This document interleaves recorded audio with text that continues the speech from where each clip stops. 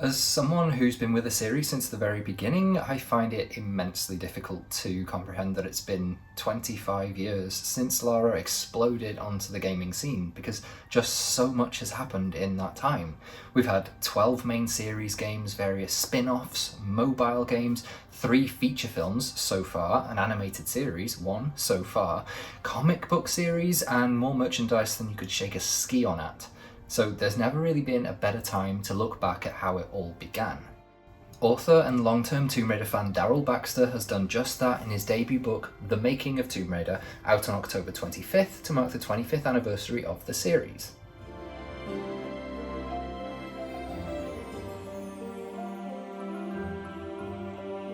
I'd spoken to Daryl in a previous episode of Raidercast, and he did a fantastic job of teasing the book, giving us a taste of what to expect without revealing much in the way of spoilers.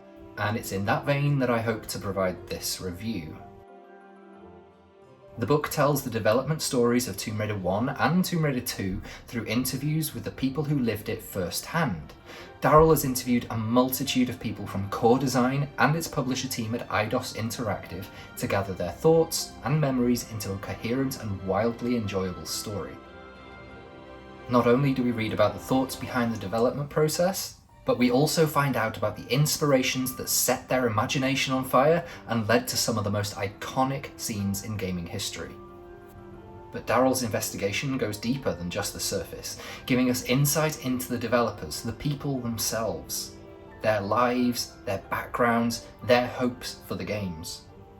We read about their work processes, their day-to-day lives at Core Design, the time and effort they put into the games, into coding, into design, and even behind the scenes of publicity and publishing. And it doesn't stop there. Think you know Tomb Raider 1 and Tomb Raider 2? Think again. There are a bunch of things in this book I'd never heard about. Without giving anything away, the links to Disney's Beauty and the Beast, the true origins and meaning of Lara's name, and a surprising connection to the Wizard of Oz all had me jaw-dropped. There's even details on additional planned games that never saw the light of day, or the team's alternative timeline for the development of future games. Brand new things that I learnt about for the first time, and some pieces of artwork that have never been seen before as well. And on the flip side, there are some, I suppose what you might call exaggerated rumours that you might have heard over the years, are also set straight.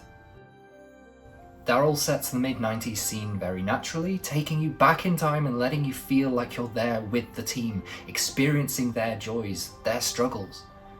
Not only does the book pay homage to Lara's legacy, but also the developers' legacies too.